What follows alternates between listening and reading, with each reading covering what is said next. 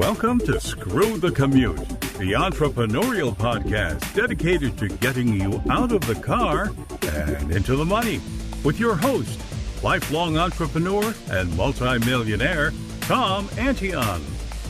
Hey everybody, it's Tom here with episode 559 of Screw the Commute podcast. Wait till you hear about the guest I have on today, Lorrie Morgan.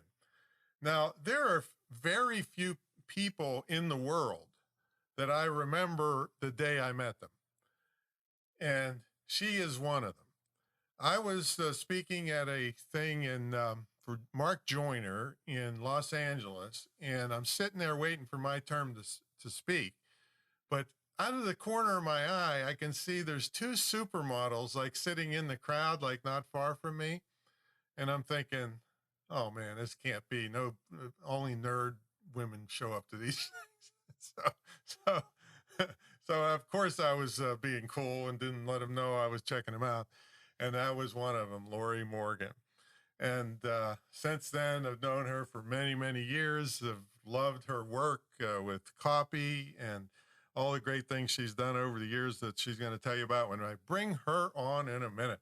And then I've got a beautifully embarrassing story about her that there's no way she's going to get out of here without me telling it. All right, so how'd you like to make big commissions off of referring my stuff? Well, you can make, for speaking engagement, even $5,000 or more. And we have products in all price ranges, and we never get refunds or returns because we actually take care of people around here. So check that out by emailing me at tom@screwthecommute.com. And then make sure you pick up a copy of our automation ebook. I've been hammering you for this for 59 episodes now. But when you download this thing and implement even some of it, you will thank me because it'll save you enormous amounts of time. You'll be able to ethically steal customers from people because you'll be getting back to them so fast. And most of the stuff is free or super cheap that's in this book. And we sell the book for $27, but it's yours free for listening to the show. So pick it up at screwthecommute.com/automate free. And then while you're at it, pick up a copy of our podcast app at screwthecommute.com/app. That's APP. You can put us on your cell phone and tablet and take us with you on the road. Now, we're still in the middle of this wonderful pilot program I started to help persons with disabilities get scholarships. And we'd love to have your help on this. This kind of training in internet and digital marketing is just perfect for people with mobility problems. And guess what? Two of the people in the program are blind, and they make better videos than I do. You won't believe it when you see this. So check it out at imtcva.org/disabilities. Of course, we'll have this and all Lorrie's great stuff in the show notes. And click over to the GoFundMe campaign, and anything you can kick in would be great. But hey, if you're really flush with cash, you could sponsor a person yourself. And guess what? It's something you could be proud of the rest of your life for changing a person's life for the better. So check it out. All right, let's get to the main event. Lorrie Morgan's of Red Hot Copy. And she's been an expert at breaking down marketing messages to bite-sized bullets and hooks for 22 years. And that's hard to believe because she doesn't even look like she's 22 when if you ever see her. So she says, the best thing about being an entrepreneur is she works when she wants so she can spend more time with her horses. Lorrie, are you ready to screw the commute? Whoa, yes. Let's screw that commute. How you doing, kiddo? I'm doing great. But what a great intro. I remember the first time I met you too. I was in awe. There were like 3,000 people in that. Maybe not that many. There were a ton of people in that event. So I think there was about 1,100 that day, but there was two of them that stood out, and it was you and your friend. That's so funny. Yeah, we kind of milked that, to be honest. You did, I know. But when you're with a bunch of geek internet marketers, it's pretty easy to do. It was, but you were actually so instrumental in getting me started. Actually, just as giving me some of the lessons that you give your mentees, and starting me on the path to get paid, and and just, you opened up my eyes to a whole new world about how you could actually make money with your own products. So that was 100% Tom Well, Antion. I'm thrilled about that, and I'm thrilled that you're now able to realize your dream. You got 6 horses there, right? We got 6. One of them's pregnant, so we have a little baby in the Ooh, summer. So you know what? That's yeah. what that. We were talking earlier about. I didn't have any experience with horses, but there's one that I did, and I was at a friend of mine's house at high school, and a baby horse, what do they call it, a foal? What's a baby Yeah. horse? Yeah, was being born, and I'm this is another one of those moments. Like I remember you as supermodel at that event, but this is another thing that's indelibly etched in my mind. We had to tie a chain around the uh, arms, paws, I don't know what you call these things, Yes. this horse, and pull it out of the mother. And that's something you do not forget. Did you ever see something Yeah. like that? No, I Well, haven't. well, That I sounds have, yeah. And then whoa. 20 minutes later, the little bugger is walking around. I'm like, this is unbelievable. It's so cool. But I Hmm. mean, they have to because they're prey animals. If they can't get up and get moving, they could get eaten. Oh my goodness. They get moving. It's I mean, wonderful. They're so graceful it and looked pretty tasty to me, but I wasn't going to do that. That's more Europe where they eat horse meat. that's right.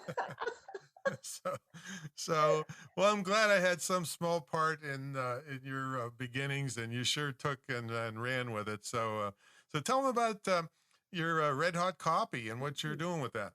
Red Hot Copy. Well, I can't believe, when you say 22 years that I've been doing it this long. It feels like a blink of an eye, Mm-hmm. honestly.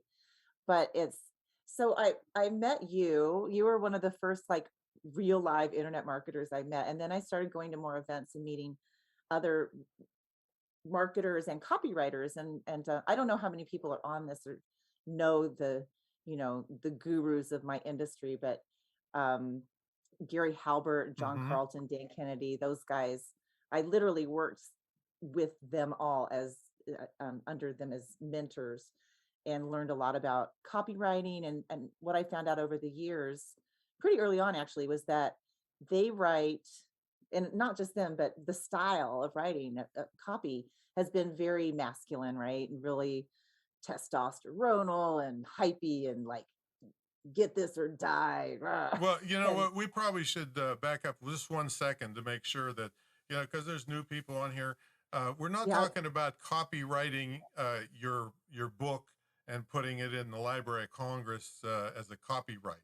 We're talking about advertising copywriting here. So just want to make that clear for everybody. I'm glad you Yeah. did. Thank you. Yeah, I don't want to lose anybody along the way here. So copywriting is basically all the words that you use to sell in your emails and your websites and sales letters themselves. And now you see them in videos and infomercials and things like that. So you see it probably everywhere, but I didn't even know what a copywriter was when I was one at first. I was writing copy and didn't know it had a name. It was just like, I'm a writer.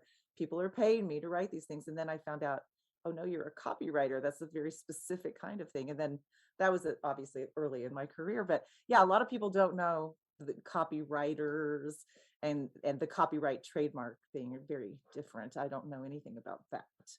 So you're a copywriting coach, right? So besides having started writing copy for people, now you coach others?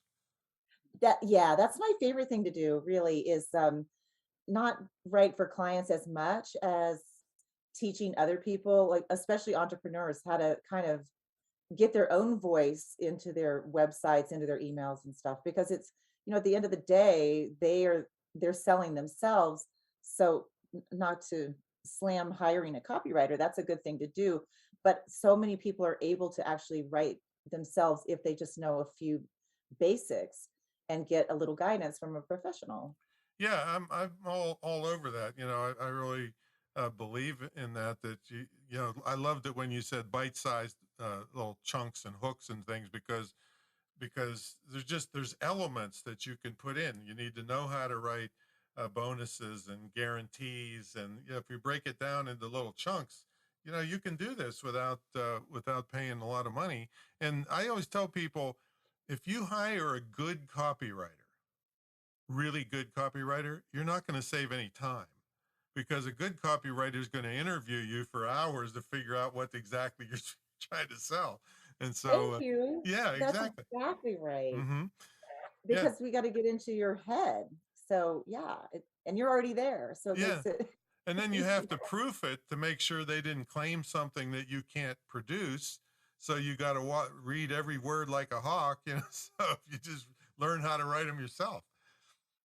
exactly. I feel bad for all the copywriters I'm dissing right now, but Well, no, I'm I not dissing believe them in either. empowering Yeah, people, empowering the exactly. business. Yeah. So, how did you get out of this super testosterone part of it? Because that's what you were Yeah, surrounded by. I was surrounded by it, and I actually really love to write that way. I love to write that sort of like just aggressive copy. It's fun. It's got energy to it, and but it also turns a lot of people off. Right. And so when I started having my own live events, and people came to see me, Lorrie Morgan, and then that's when they told me, "Hey, you know what? I really hate that kind of copy that's just like beats you over the head. And isn't there a better way to do it?" And I was like, "Oh my gosh, I don't know what to say, because I learned from these great, great guys, and this is what they said to do." So I literally kind of pulled back for about a year and did a lot of research on different language patterns and how women and men, in general, making big generalities here, Yeah. but they take they take words in differently. And so there's a certain style. You can say the same thing, but you can say it softer to reach like a female or a more feminine audience. Whereas with the masculine, it's kind of bullying sometimes, and in your face, and it just shuts people down sometimes. So I came up with a, a system based on the masculine copy, but softer, called the she factor. And I was teaching that in workshops and boot camps and live events for years, until I got divorced, and then I took it off the market. So I'm putting it back on. Well, you know But what I would have told that person when they came up to me? Well, maybe that copy got you here, didn't it? And I yeah, say, go sit down, shut up. there you go. That's right. So the she factor, huh? The she factor, it's really, I am still really proud of it, but I had to take it off the market because I wanted to get my married name off of all of my products. That's really, and so it will be back, but it'll be at my website, which redhotcopy.com. I know you're going to say it anyway, but Mm-hmm. um, that it will be there soon, coming soon. And it's a way to teach business owners, people who aren't necessarily copywriters, how to um, reach the female market. And women actually make 85% of buying decisions. So we buy all the crap. Yeah.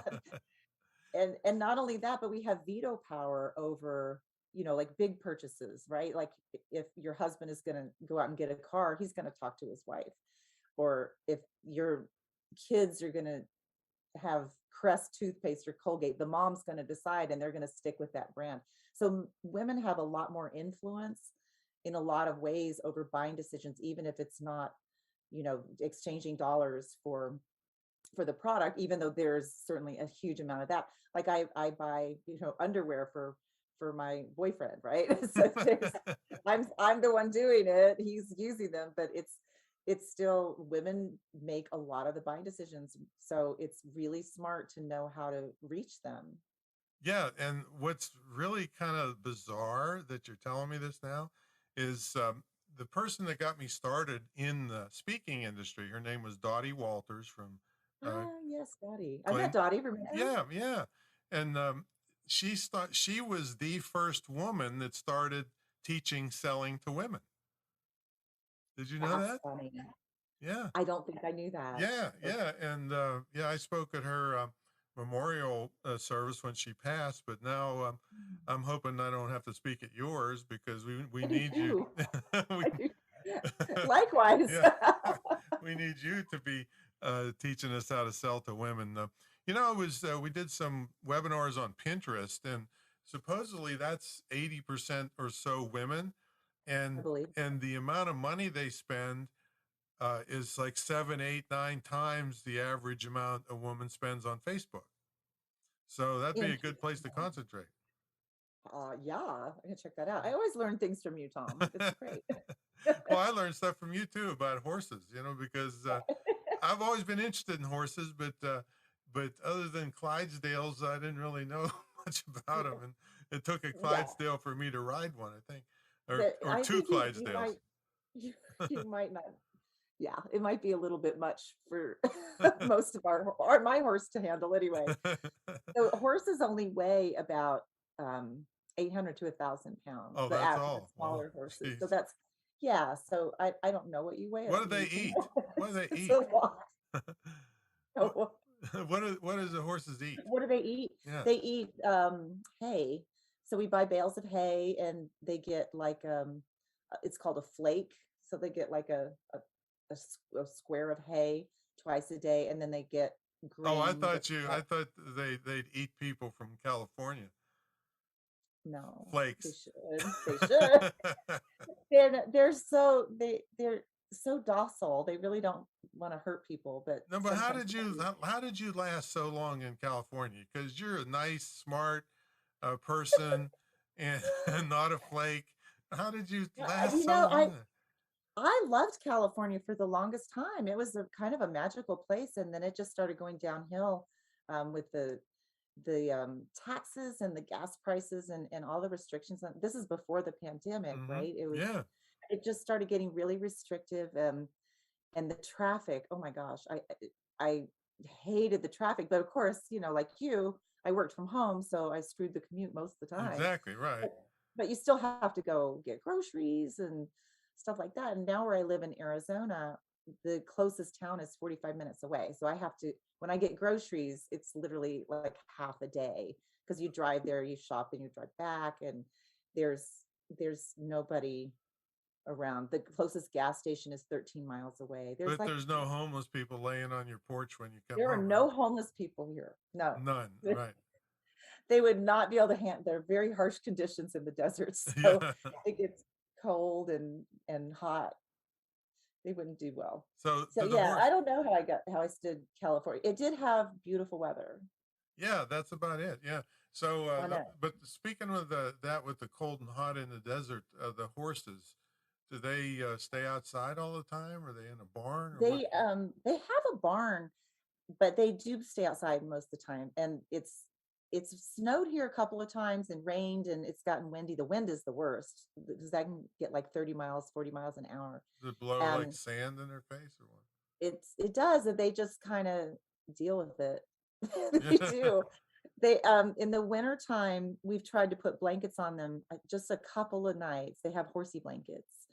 And my horse Han Solo has never had a blanket on him before, and he flipped the heck out. He was like thought you were trying to kill him, and was just so it's like, okay, you're gonna stay cold. So he did not get a blanket, and the other smart horses did. So you're saying your horse is the dumbest one of the bunch? That's right. Yes, he's kind of he might be. So I think I only know one horse joke because the horse goes into the bar and the bartender says, the horse is looking all sad, and the bartender says, "Hey, why the long face?" Yes. It's stupid, I know. So, Kind of dumb. okay, Kind of dumb. But you okay. can learn a lot about entrepreneurship actually from horses too, just Oh because yeah, how? well, you have to be very present and in the moment with and and take like all your surroundings in when you're around horses because they get scared of anything. And so they might bolt and hurt you as they're Yeah, but I thought strong. I remember seeing little kids on horses where they're just walking real slow and Oh, for in a sure. They circle. can do that for sure. But if you ride the way we ride or out in these mountains on these trails where the Apache Indians used to go, Yikes. then it's a little bit more rugged. So you've got to you really have to be communicating with your horse. And so how that's like with entrepreneurship is just sort of like really being present. Maybe that's not entrepreneurship. Maybe that's just life. Well, You should to just me, I'm be really thinking, present. like, do you have to go, nay, like communicating with the horse? Yes. So, Yeah, you know what's funny is they don't make nearly as much noise in real life as they do in the westerns. They hardly ever make any noise. They're very quiet. There used to be that show with Wilbur, where Yeah, the Mr. talking Ed. Mr. Ed. Yeah, Yes. yeah. Wait, was that Mr. Ed? He communicated really well. Yeah, yeah. So He did. He did a good job. all right. So what are so for the entrepreneurs, what should they start when they start thinking about promoting their business from the standpoint of copy? What And are some copy? tips you would give to them? Well, I'm going to try to keep it to where Yeah, we don't just need to like, get in the weeds. Yeah, yeah, I'm not getting the weeds. So basically, when you want to start with copy, you need to know what the difference is between a feature and a benefit, yeah, right? I mean, it seems kind of basic, but a lot of times business owners will confuse um, features as benefits. So a feature is sort of like the thing of what your product is, and the benefit is what it does and how it looks in your life. So for example, if you had like a red pen, let's say, the feature is that it's red. And so what does that do for you in your life? Well, it's easy to find. So you don't lose your pens when you have to write, $1 million check or something. You always have a pen nearby. So that's very simplified, but you basically want to look for what's going to make that person's life better.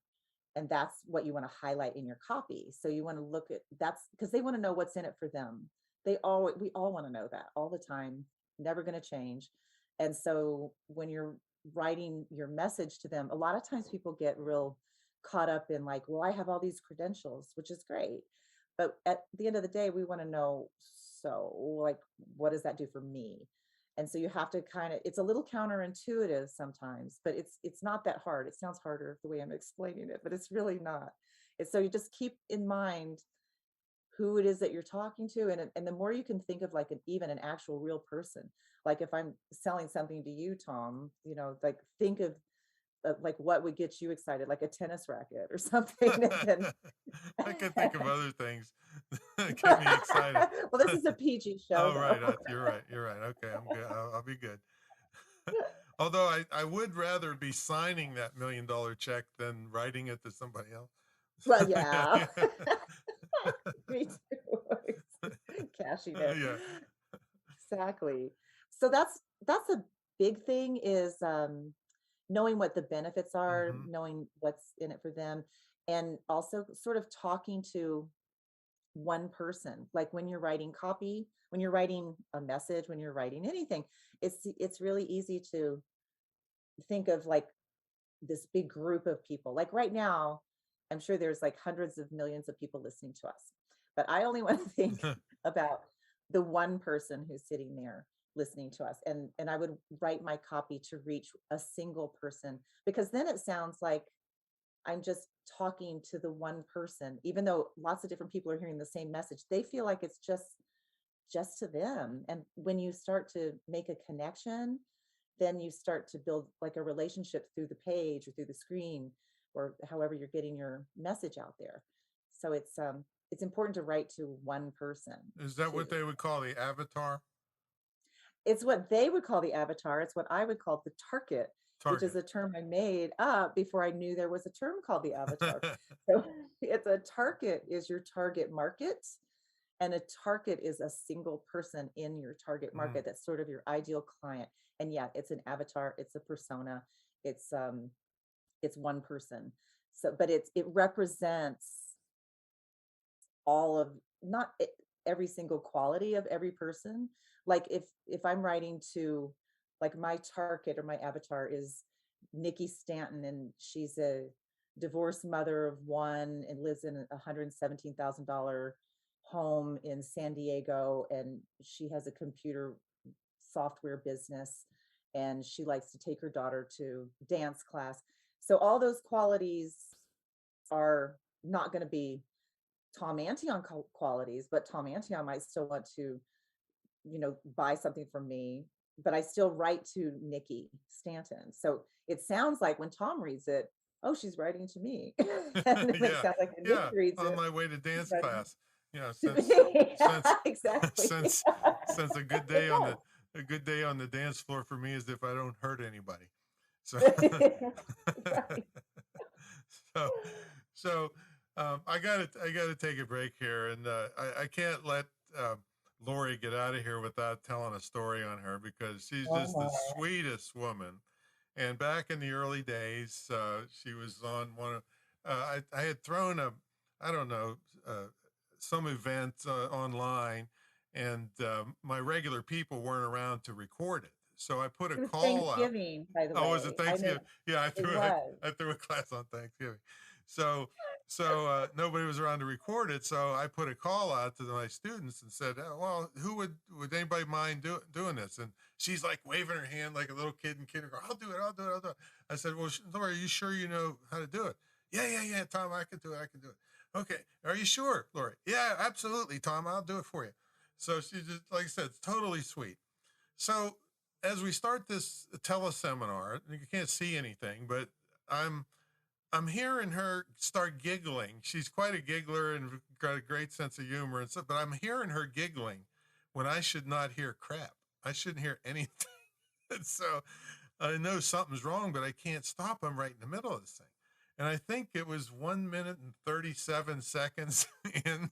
I, I hear, or I don't remember. It was longer because I was waiting a long time. Okay, all right, okay. So defending it was myself 6, here. 7, 8, 9, 10 minutes in. And then I hear tinkle, tinkle, tinkle, tinkle, tinkle. And then I hear the toilet flush. And I'm like, oh man, I can't edit this out. This is here for eternity. And that was Lori's. You didn't want to edit it out. I didn't want to after that because I knew I'd have something on you for the rest of your life. You know. So,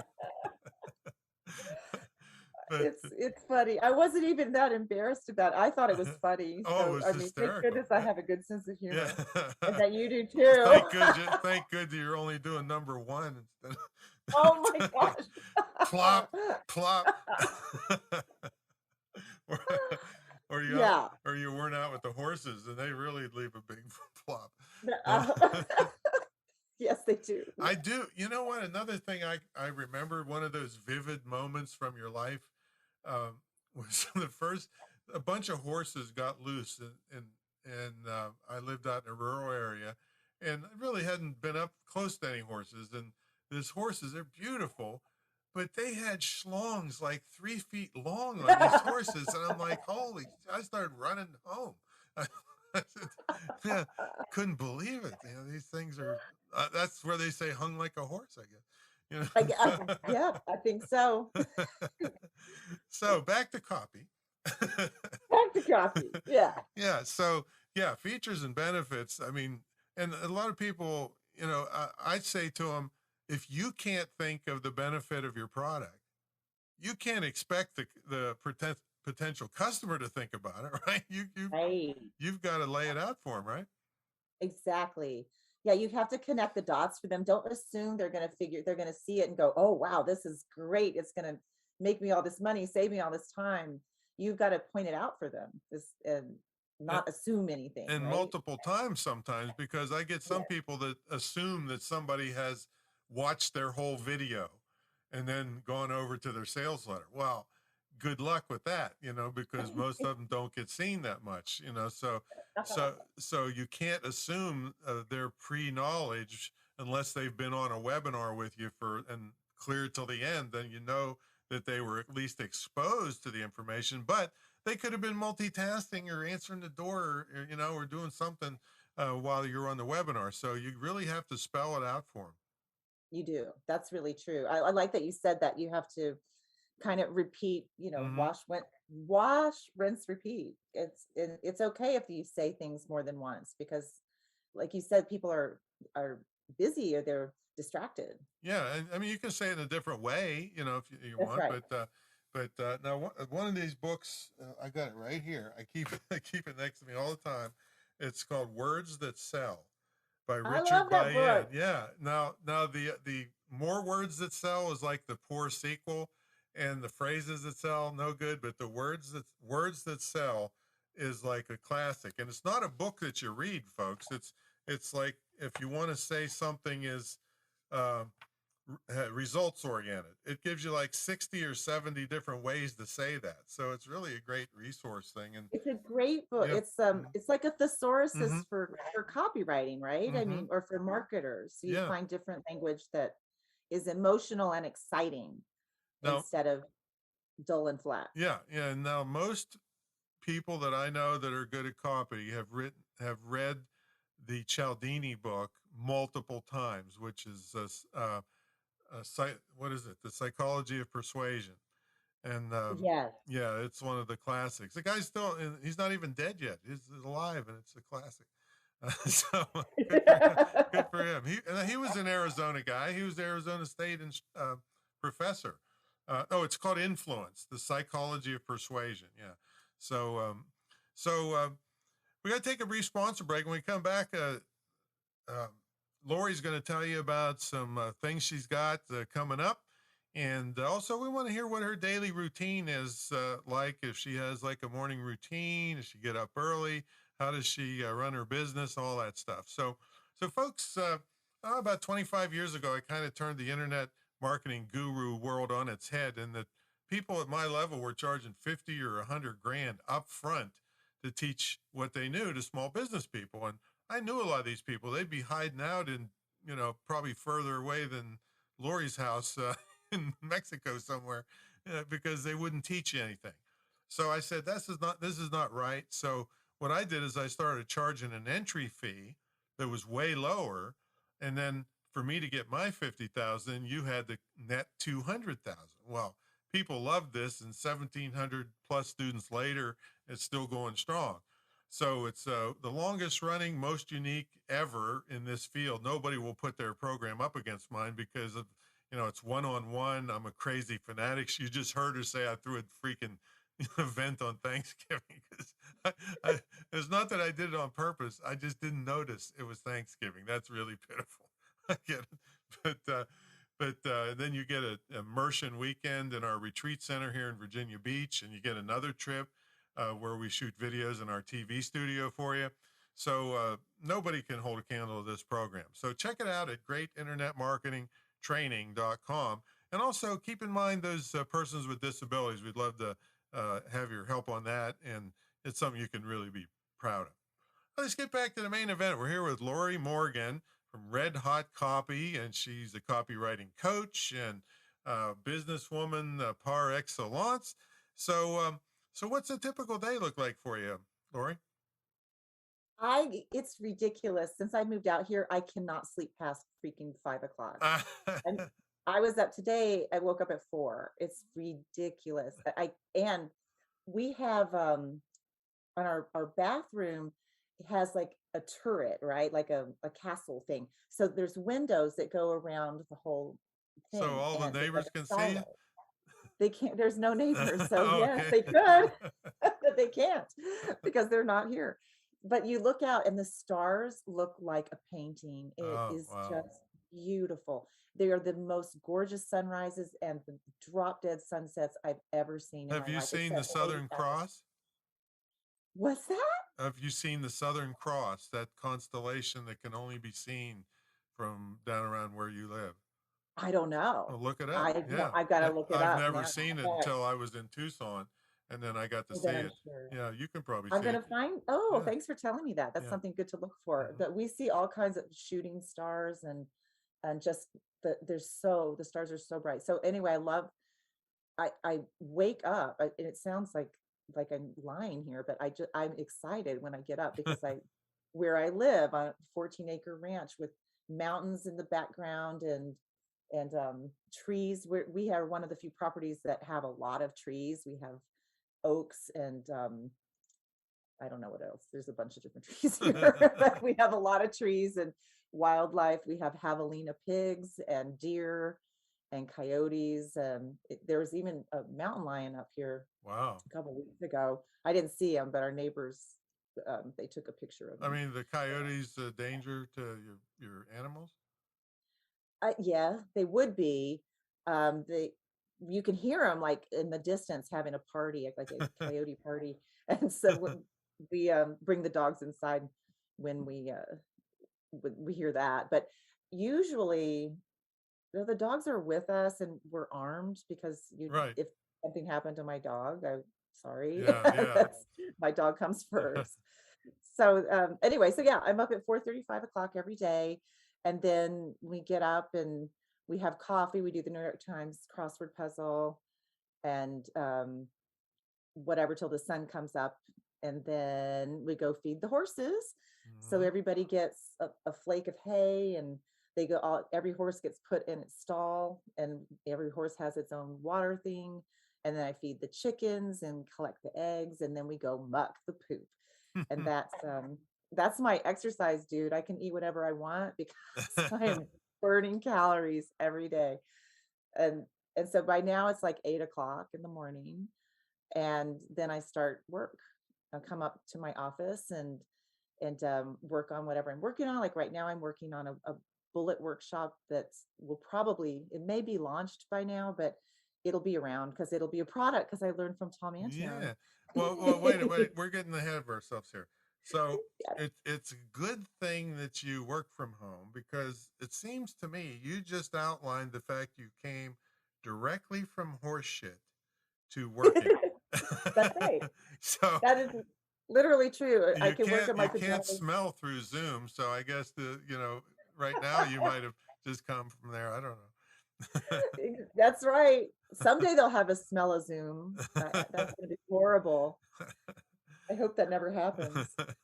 So yeah, that's the way it goes. So yeah, I'll work if I work, I'll have a call with my copy coach people I coach, and then the rest of the day I could either go for a horseback ride, which we have to actually drive our horses in a trailer to go to the nice places that are really pretty because everyone has barbed wire out here, so you can't really go on people's property. But you have So 14 acres. Can't you ride around in circles a little bit, or is that just too yes, we boring? could do that. We could, but it gets a little boring. Yeah. But yeah, we definitely could So do are that. these There's horses where you throw the Western saddle on, like the Western shows you see on TV, and yeah, yeah, they okay.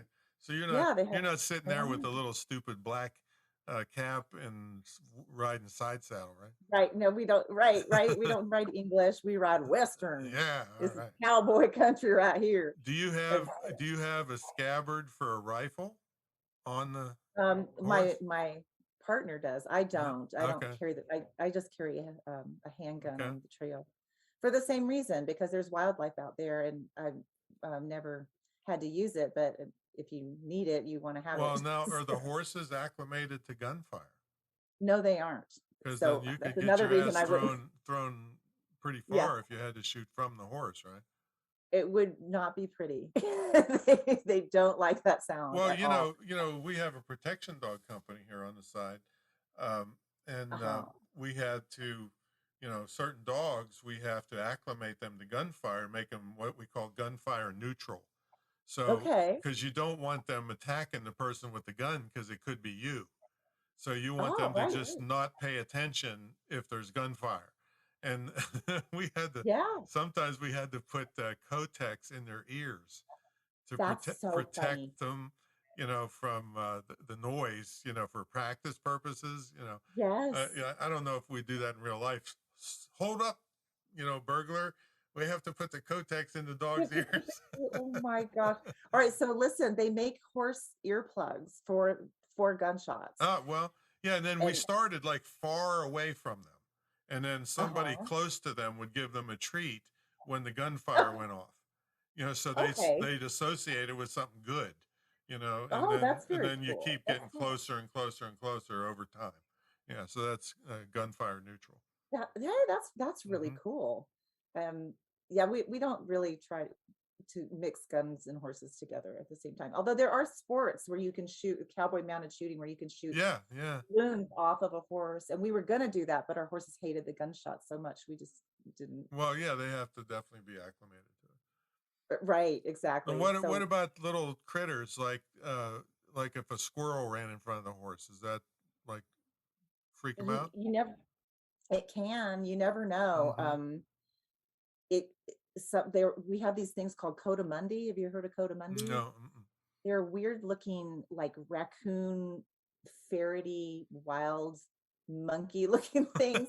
They live in the A ferret, trees. raccoon, monkey. Oh, Yeah. okay. And so they kind of I've seen some of them in LA too. you might have. Really. So they're really erratic when they run around, and they ran in front of our horses and we were waiting for them to spook and they didn't. So you Oh, that's never good. know. Yeah. But a plastic bag can fly by and they'll go, "What the hell was Oh my that?" goodness. You never know. They're strange Do they animals wear that way. blinders? No, no, they're I mean, when I say that term, I'm not sure I know what I'm talking about. I'm saying so that's like it's the so they can't see off the sides. They sides, could right? only see Okay, straight that ahead. is the correct term for that. Uh-huh. Yeah, Blinder. they Okay. don't do that. If they were pulling a carriage or something, they might would, but we want them to be able to see, especially when we're walking on trails that are very steep on these mountain cliffs. Yeah. See, if I come It's out there, that's what I want. I want you to pull me in a stagecoach. okay. We'll get that Don't you taken have care of. one of those? They have them in Tombstone, which is 45 minutes away. Yeah, but I heard Um, that was quite a letdown. Like you go pay a fortune, and then they say, "Okay, there's the OK Corral right it there." is it is. It's But like, if you know, if you're a history buff though, yeah, it's really cool because yeah. that's where it really happened. It's like when I went to LA, I always wanted to see the La Brea tar pits. Oh, Now right. there's a letdown. That's yeah, it's like here's some dirt. some some tar. It's far, right. Yeah, All right, so basically you work a little bit in the morning and then hell with everybody and you just have fun the rest of the day. most days, yeah, and then That's a but then lifestyle I gotta business. go to it's wonderful. I do have to go to bed though by 8 o'clock. I'm dead by 8 o'clock. Hmm. It's it's hard working, like I know schlepping all what this. happens if you two had to travel somewhere. How does it, what Yeah. happens? We have a neighbor who's about 5 miles away who has um, taken care of the horses, but so far, one of us is usually here. So we haven't had to both of us travel Hmm. with all the horses. So it'll be right now we're kind of a prisoner All right, to the but horses. if one person had to do all that stuff, that's like wow, right? It, it it it could be done though because like I've gone away for the weekend and Scott's gone away for the weekend at different times, and one of us can do it all.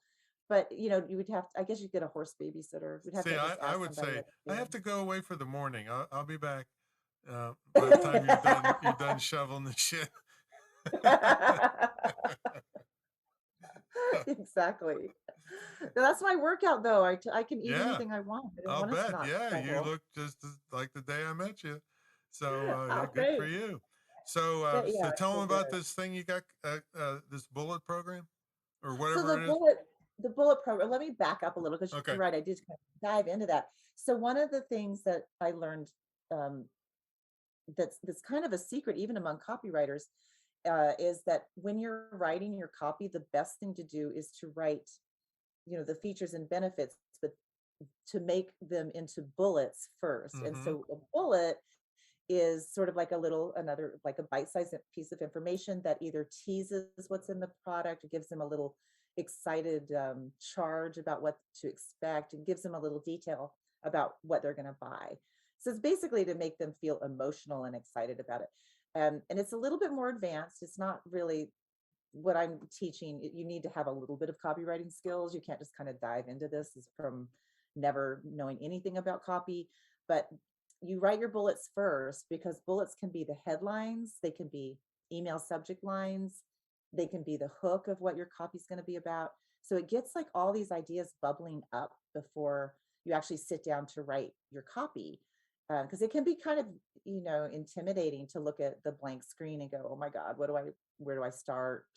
So if you start with features and benefits and turn those into bullets, then you have like all these ideas kind of spilling out, and then you can organize them into chunks and make your sales copy from there. So what I'm doing is teaching people who, like I said, mostly people who have some experience with writing for themselves. It's not for brand new people, but it teaches them how to do research on the target market, how to distill that down into your target or your avatar, and how to write to that single person, and how to really connect with them emotionally and write bullets that are going to make them want to buy. And that's what the program is. It's a 6-week workshop. It will be turned into like a home study program, so people can learn how to write bullets. I'll tell you what, yeah, bullets. I virtually one of the people I learned from, I can't think of his name right now, but it taught me. What is it?